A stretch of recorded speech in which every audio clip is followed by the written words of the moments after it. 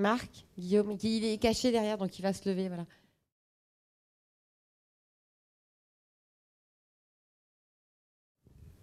Moi, j'ai une question, mais je vais commencer par une remarque pour préciser ma question.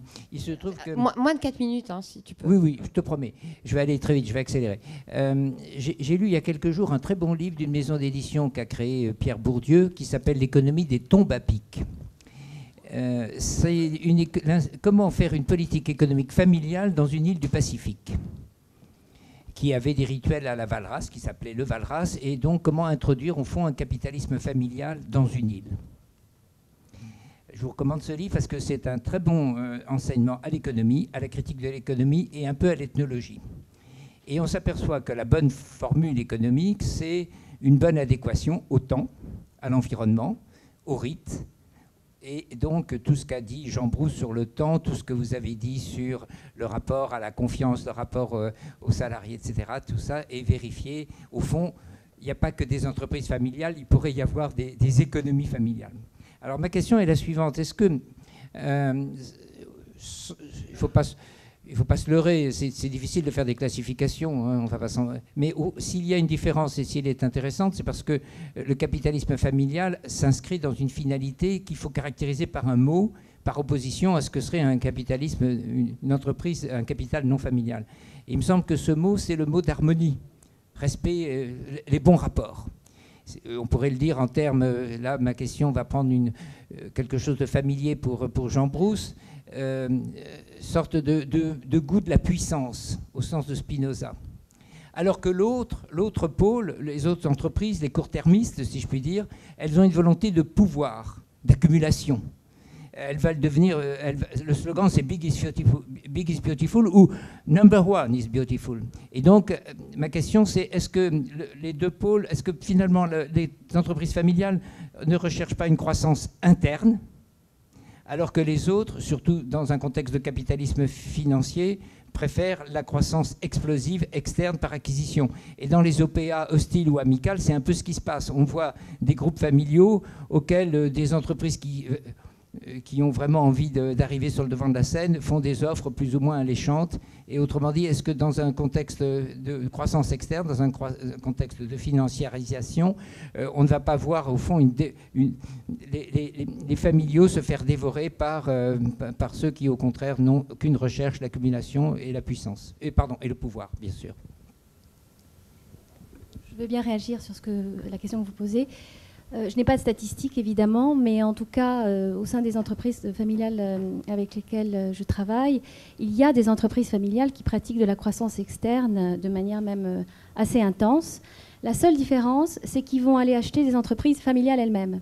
Pourquoi ? Parce qu'elles ont la même culture qu'elles, et du coup, ça se passe bien. Et ça, c'est fondamental parce que c'est toute une technique de management, le fait de mettre l'homme au cœur de l'entreprise. Voilà, toutes ces façons de faire vont se retrouver même en Europe, à l'international, sur de la croissance externe qui se ferait en dehors de France. Enfin, ça, c'est ce que j'ai vu, moi, dans mon expérience, mais il n'y a pas de statistiques. Enfin, je ne les connais pas, en tout cas. Jean, vous vouliez réagir ? De toute façon, enfin, vous ne vouliez pas, mais la question s'adressait à vous, je crois. Oui, je ne voulais pas, mais... Non, mais chacun peut répondre. Non, Diane, t'inquiète pas. Chacun me dit que je veux, voilà. Je veux. Il y a juste Calimero au début, après on est peinard. Oui, Diane a raison, parce que d'abord, on connaît les entreprises avec lesquelles on va s'associer, parce que, d'une certaine manière, elles font partie de la même famille génétique. Alors ensuite, si on attrape ce goût du pouvoir que tu suggères, on se transforme. C'est un des risques de l'entreprise familiale. On se transforme, mais on se transforme en fond. On se transforme en fond, puis la famille a grandi, puis on est 500 dans le fond, et on devient soi-même une entreprise purement financière. Et à ce moment-là, on fait de la manipulation génétique et on ne maîtrise pas bien ce qui peut se passer. Et il n'y a pas beaucoup de... Enfin, il y a des cas d'arrivée au pouvoir, mais ensuite de perte de ce pouvoir par défaut de puissance.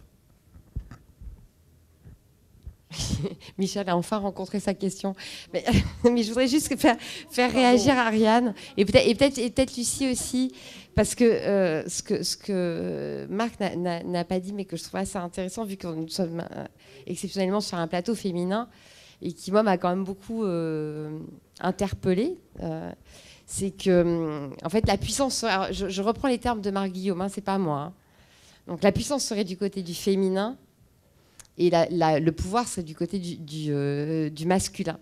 Donc, voilà. Donc, vous, mesdames, j'aimerais bien que vous réagissiez sur est-ce que l'objectif de l'entreprise familiale, c'est la puissance, donc l'installation et la pérennité, et l'objectif du capitalisme financier, le pouvoir. Qu'est-ce que vous pensez, comment vous réagissez à ça? Lucie et Ariane, ou Ariane et Lucie, oui, dans le sens qui vous arrange. Je trouve ça bizarre de mettre ça sous la puissance. Ah, mais regardez pas moi, c'est pas moi. Hein. C'est lui, il est là, il est caché. Non, mais vous avez posé la question, je trouve ça bizarre de mettre ça sous la puissance. Alors pour répondre sur le fait que... Je crois que c'est vrai que ça a un sens d'être une femme, encore une fois, notamment dans les milieux de la banque, où il n'y en a pas beaucoup. Non, mais c'est vrai dans une appréhension des problèmes mais je ne vois pas ce que vous mettez dans la puissance. Oui, pardon, mais c'était un terme de philosophe, et comme je ne suis pas un bon philosophe, je n'ai pas su l'expliquer. C'est au sens de Spinoza, c'est-à-dire le bon rapport, établir de bons rapports avec son environnement. La puissance, ce n'est pas la puissance au sens de Nietzsche, ou comme vague synonyme de pouvoir. C'est tout à fait le contraire chez Spinoza. C'est une joie de vivre. C'est des bons rapports avec ce qui fait votre vie, votre environnement, à la fois étroit et large. C'est l'adéquatio, pour le dire en latin. L'adéquation, la bonne adéquation. Voilà. Peut-être le fait d'être maman, comme vous l'avez dit tout à l'heure, et d'avoir géré ça, donne un rapport aux autres un peu différent. Ce qui est intéressant, c'est que pour les femmes, c'est assez complexe encore, parce qu'il faut gérer les affaires, les enfants, les maisons. Et on a une vision, enfin, c'est pas de la puissance, c'est de l'impact. C'est-à-dire qu'on veut impacter ce qu'on fait.